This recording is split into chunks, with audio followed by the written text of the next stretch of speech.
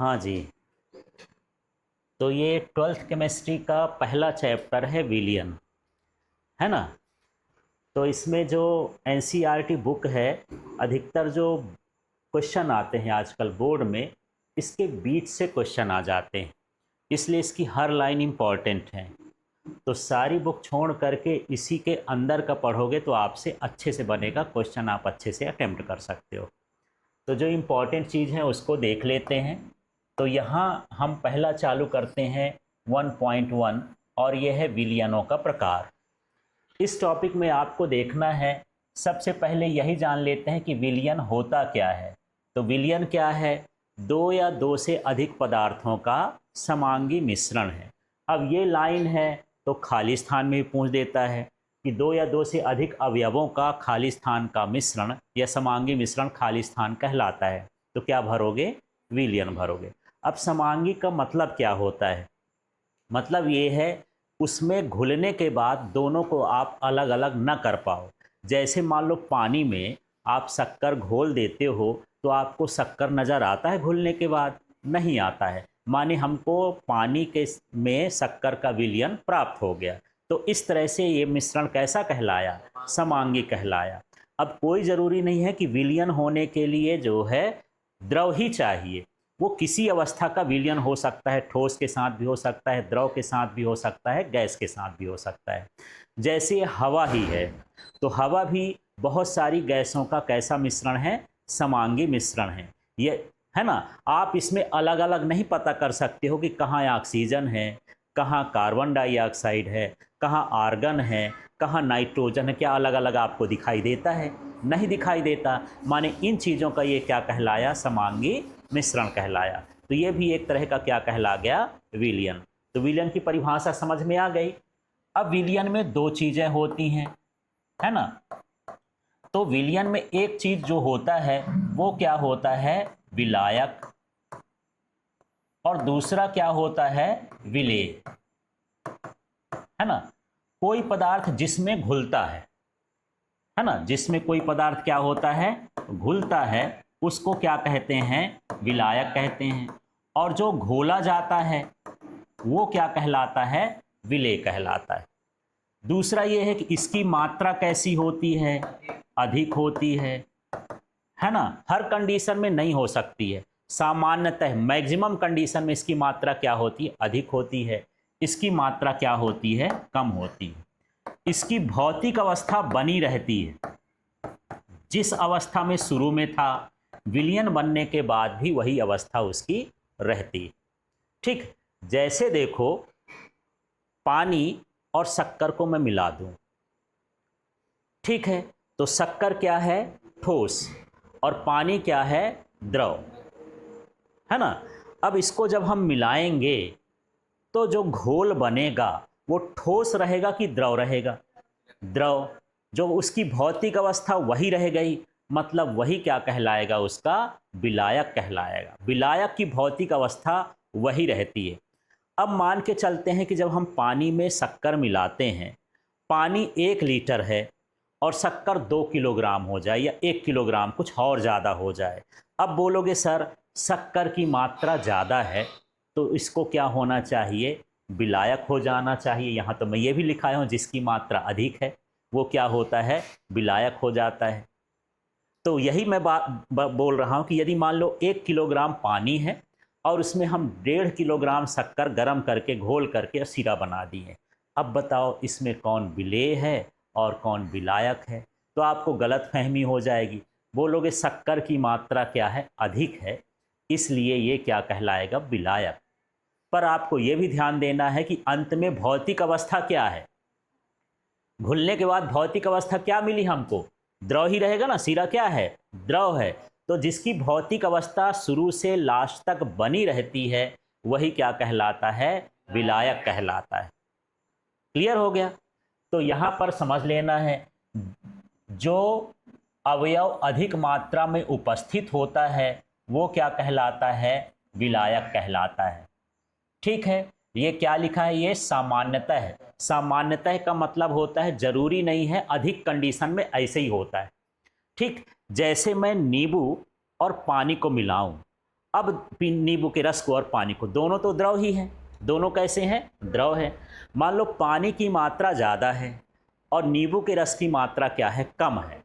अब दोनों घुल गए, तब उसमें विलायक कौन है, पानी, क्योंकि इसकी मात्रा अधिक है। और विलेय कौन है, नींबू का रस।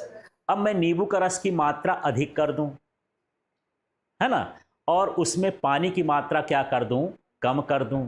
अब क्या है ये, विलायक कौन है, नींबू का रस, है ना, क्योंकि दोनों की भौतिक अवस्था तो द्रव द्रव ही है, तो इसमें फिर जो जिसकी मात्रा अधिक होगी उसको करेंगे। ठीक, लेकिन जब द्रव हो, ठोस हो, दूसरे दूसरे चीज़ें मिलें, तब हम वहाँ मात्रा नहीं देखते, अंतिम में ये देखते हैं कि कौन सी भौतिक अवस्था उसकी बची हुई है, वही क्या कहलाएगा, विलायक कहलाएगा। ठीक, समझ में आ गया। तो यहाँ पर देख लेते हैं, विलयन में जो अलग चीज़ होता है वो क्या होता है, विलायक के अतिरिक्त जो होता है वो क्या होता है, विलेय।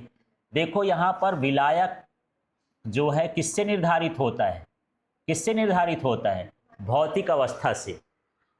विलायक जो है मात्रा भर से निर्धारित नहीं होता, किससे निर्धारित होता है, भौतिक अवस्था से, कि अंत में भौतिक अवस्था कौन सी बची। यदि मैं पानी को शक्कर में मिलाऊं और बाद में पानी गायब हो जाए, शक्कर भर रह जाए, माने ठोस ही बन गया, तब वहाँ पर विलायक कौन रहेगा, शक्कर रहेगा। जो अवस्था बची रहती है उसी को मानेंगे। ठीक है, तो बड़ा कन्फ्यूजन होता है, तो आपको ध्यान रखना है, विलायक वो है जिसमें कोई पदार्थ घुलता है, एक कंडीशन ये है। दूसरा ये है विलायक की मात्रा अधिक होती है, सामान्यतः हर कंडीशन में नहीं होती। और अगला ये है कि उसकी भौतिक अवस्था क्या होती है, बनी रहती है। क्लियर हो गया। तो चलिए यहाँ पर थोड़ा सा रिपीट करते हैं। तो विलयन क्या होता है, दो या दो से अधिक अवयवों का या पदार्थों का समांगी मिश्रण होता है। विलयन में कौन कौन सी चीज़ें होती हैं, विलेय और विलायक। तो विलायक को हम कैसे पहचानेंगे,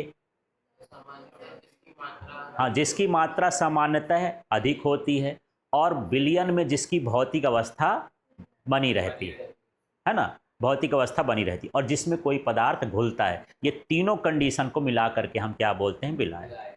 जो पदार्थ घुलता है या जिसकी मात्रा कम होती है, जिसकी भौतिक अवस्था नहीं बनी रहती है, उसको हम क्या बोलते हैं, विलेय। तो यदि आप विलायक के बारे में पढ़ लियो, उल्टा उल्टा लिख दो, वो क्या बन जाएगा, विलेय बन जाएगा। ठीक है, तो चलिए अब विभिन्न प्रकार के विलयन हैं, तो उनको हम देखते हैं। कभी कभी एक नंबर में इस टेबल से ही प्रश्न पूछ देता है, और आपके जो किताब के भीतर है वही प्रश्न पूछेगा, अलग से नहीं पूछेगा कुछ भी। कभी कभी पूछ दिया कि यार यहाँ पर गैस में गैस का विलयन बताओ, है ना, कि गैस और गैस आपस में घुली हो, तो यहाँ पर गैसी विलयन का मतलब ये है, इसमें विलायक, ये सारी चीज़ क्या लिखी हैं, विलायक, इसकी मात्रा अधिक है ना।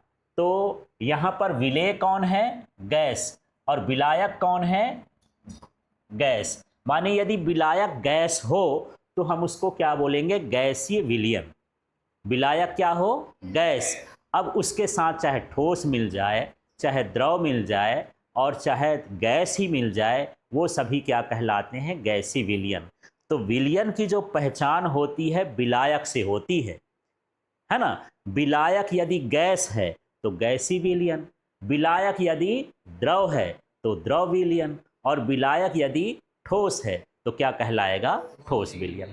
इसमें तीन तरह के विलयन हो गए। ये देखो, इसमें सब कुछ क्या है, द्रव द्रव, इसमें सब कुछ क्या है, ठोस ठोस, है ना। तो इस श्रेणी के विलयन क्या कहलाएंगे, ठोस विलयन। इस श्रेणी के विलयन क्या कहलाएंगे, द्रव विलयन। और इस श्रेणी के क्या कहलाएंगे, गैसी विलयन। समझ में आ गया। तो विलयन के कितने प्रकार हो गए, तीन। कौन कौन से, ठोस और द्रव और गैस। तो कैसे जानोगे कि ठोस विलयन कौन सा है, जिसमें विलायक ठोस हो। अब परिभाषा तो नहीं लिखा यहाँ पर, आपको खुद से समझना है कि जिसमें विलायक ठोस हो वो ठोस विलयन कहलाता है, जिसमें विलायक द्रव हो वो द्रव विलयन कहलाता है, और जिसमें विलायक गैस हो वो गैसी विलयन कहलाता है। ठीक है, अब इसका देखते हैं कि यदि हम विलेय गैस ले लें और विलायक भी गैस हो, तो एक उदाहरण हम देख लेते हैं। तो ये ऑक्सीजन का किसके साथ, नाइट्रोजन का मिश्रण। वैसे भी जो हमारा वायु है, वातावरण है, ठीक है, तो इसमें देख लो ऑक्सीजन और नाइट्रोजन गैस का मिश्रण तो है, पर इसमें नाइट्रोजन की मात्रा यदि ज़्यादा हो तो विलायक हो जाएगा, और ये क्या हो जाएगा, कम है तो विलेय हो जाएगा। ठीक है, पर ऐसा आपको नहीं देखना है, गैस गैस का ये मिश्रण कहला गया। अब द्रव का गैस में, द्रव कहाँ घुली हो, गैस में, माने गैस की मात्रा क्या रहेगी, ज़्यादा कि कम, ज़्यादा रहेगी। इसमें क्या है, क्लोरोफार्म को नाइट्रोजन गैस में मिश्रित किया जाए। नाइट्रोजन गैस वातावरण में मौजूद है, क्लोरोफार्म एक गैस बनाई जाती है, निश्चेतक का काम करती है, इसको लोग सुंघा देते हैं तो आदमी बेहोश हो जाता है। पुराने समय में ना इसका उपयोग जो है ऑपरेशन करने के लिए सीधे सुंघा के ऑपरेशन चीड़ फाड़ कर देते थे, लेकिन ये कुछ नुकसान करने लगी तो इसको बंद कर दिए हैं। फिर भी क्लोरोफार्म ले करके लोग ट्रेनों में लूटपाट करते हैं, आपके बगल में बैठे हैं, रुमाल में वो क्लोरोफार्म का रखे रहते हैं, आपको सुंघाए, आप सूंघे और मस्त चले गए दूसरे लोक में, तब तक आपका वो सारा सामान ले जाता है।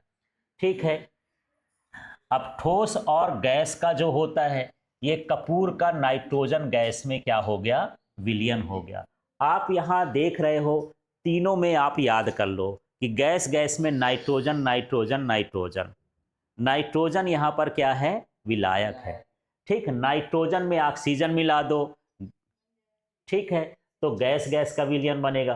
क्लोरोफार्म नाइट्रोजन में मिला दो तो ठोस, वो द्रव और गैस का बन जाएगा, और कपूर को नाइट्रोजन में मिला दो तो क्या हो जाएगा, ये ठोस का गैस में हो जाएगा, कपूर ठोस है। इस तरह से आपको ये पता कर लेना। ठीक, क्लियर हो गया। इसके बाद हम बात करते हैं किसके, द्रव विलयन की, है ना। अब द्रव विलयन को हम समझते हैं, तो इसमें द्रव विलयन में क्या चीज द्रव रहेगी, क्या चीज द्रव रहेगी, विलायक। क्या चीज द्रव रहेगी, विलायक। ठीक है, तो इसमें अब हम देख लेते हैं गैस का द्रव में, तो जल में घुली हुई ऑक्सीजन जो है द्रव विलयन है। इसके अलावा देखो, आप जब कोल्ड ड्रिंक्स वगैरह पीते हो, है ना, तो उसका ढक्कन खोलते, थोड़ा हिला दो, ढक्कन खोल दो तो क्या होता है, अचानक से निकलने लगता है ना, गैस जैसे। तो आप देखो कोई भी कोल्ड ड्रिंक लेते हो, अब मैं वहाँ पर नाम नहीं लेता हूँ, उनका प्रचार हो जाएगा, कोल्ड ड्रिंक है जो भी यहाँ पर है, ठीक है ना, गर्मी में ज़्यादा पीते हो, तो इसको यदि हिलाओगे तो इसमें गैस बनती है। वो गैस कौन सी होती है, CO2। तो यहाँ पर ये तो है द्रव, और इसके भीतर क्या घोल दिए हैं, गैस CO2।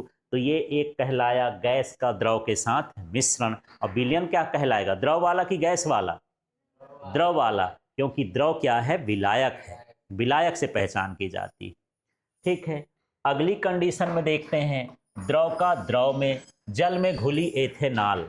आपको कोई ज़रूरी नहीं कि इसी का एग्जाम्पल देना है, आप दूसरा एग्जाम्पल भी दे सकते हो। आप पानी में नींबू भी घोल के बता सकते हो कि हाँ ये द्रव का द्रव में विलयन है, नींबू का रस द्रव है, पानी भी क्या है, द्रव है, उसको हम घोल दिए तो ये क्या हो गया, द्रव द्रव का विलयन कहला गया। ठीक है, आपका जो सिलेबस है द्विअंगी विलयन का है, माने दो पदार्थों को मिला करके हम यहाँ पर पढ़ेंगे। तो ऐसा मत समझ लेना कि यही भर विलयन होता है, और भी विलयन होते हैं। ये द्विअंगी विलयन के लिए बात है, जिसमें दो ही अवयव हों। ठीक है, आपका जो पाठ है विलयन का, कितने लोग, कितने अवयव के लिए है, दो के लिए। जैसे हम वायु का मिश्रण बोल दें तो इसमें बहुत सारा, शरबत भी बोल दूं तो उसमें बहुत सारी चीज, आदमी नींबू भी मिला देता है, मेथेनॉल भी मिला दे, एथेना वो क्या बोलते हैं, मेंथल, क्या कहना चाहिए, पुदीना, ये मिला देता है, शक्कर मिला देता है। तो ऐसे विलयन की पढ़ाई आपको इसमें अभी नहीं करना है, सिर्फ कितना करना है, द्विअंगी विलयन, जिसमें दो दो चीजें हो। ठीक है, अब बात करते हैं ठोस और द्रव का। तो जल में घुला हुआ ग्लूकोज, ग्लूकोज ना आए तो शक्कर घोल देना यार से, है ना, ग्लूकोज है, शक्कर है, कोई भी ठोस चीज, नमक घोल देना, नमक ठोस होता है, पानी में घोल दो तो ठोस का द्रव में वो क्या कहला जाएगा, विलयन। ये अक्सर हम यूज में करते हैं, ये वाले दिमाग से बाहर चले जाते हैं। हमारे डेली लाइफ में या यूज में आते हैं क्या, डेली लाइफ में यूज में नहीं आते, ये तो डेली लाइफ वाले हैं, है ना। आप जो है कोल्ड ड्रिंक्स का यूज करते हो तो इसमें ये मिल जाता है, शरबत नींबू का रस बना के पानी पी ले तो ये मिल जाता है, शक्कर घोल लिए तो ये मिल जाता है, ये हमारे डेली यूज की चीज है। ठीक, तो तो इसको याद करने की ज़्यादा ज़रूरत नहीं है। अब ठोस ठोस वाला भी याद करना पड़ेगा क्योंकि हमारे डेली यूज में नहीं आता है। अब देखते हैं ठोस विलयन है तो गैस को किस में घोला जाए, ठोस में। अब ये कैसे घुलता है यार, है ना। तो ये विशेष कंडीशन होती है, एक पैलेडियम धातु होती है ना। पैलेडियम धातु में यदि हाइड्रोजन को हम डालें तो पैलेडियम के अंदर छोटे छोटे छिद्र होते हैं, उन छिद्रों में ये गैस जाकर के घुल जाती, मिल जाती। ठीक है, तो इस तरह का ये गैस का किसमें हो गया, ठोस में विलयन हो गया। इसको, इन चीज़ों को याद करना पड़ेगा क्योंकि ये हमारे डेली लाइफ से रिलेटेड नहीं है। अब हम बात करते हैं कौन से, द्रव का ठोस में, है ना। पारे का सोडियम के साथ अमलगम, माने यहां पर सोडियम धातु हो, है ना, और उसके साथ हम क्या मिला दें, पारा मिला दें। तो यहां पर जो है, जो पारा होता है ये क्या होता है, द्रव, और जो सोडियम होता है वो क्या होता है, ठोस। ये ठोस विलयन है तो ये विलायक, और ये क्या कहलाया, विलेय। जब हम इनको घोल देते हैं तो एक धातु बनती है जिसके मिश्रण को हम क्या कहते हैं, अमालगम। ठीक है, वो क्या होता है, अमालगम होता है। अमालगम तो चांदी से भी बन जाता है। आपके पास जो चांदी के आभूषण है ना, पारे के साथ रख दो, इतना जल्दी घुल जाएगा कि पता है। एल्युमिनियम के साथ रख दो, एल्युमिनियम, हाँ, पारे का जो मिश्रण होता है उसका नाम अमलगम होता है ना, उसका नाम क्या होगा, अमलगम हो जाएगा।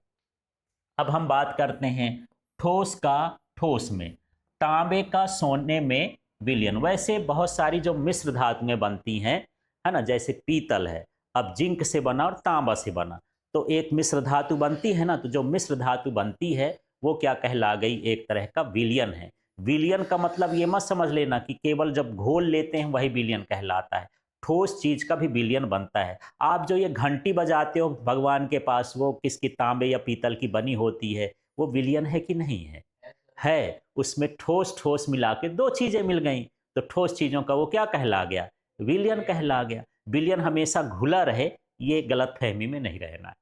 ठीक, समझ में आ गया।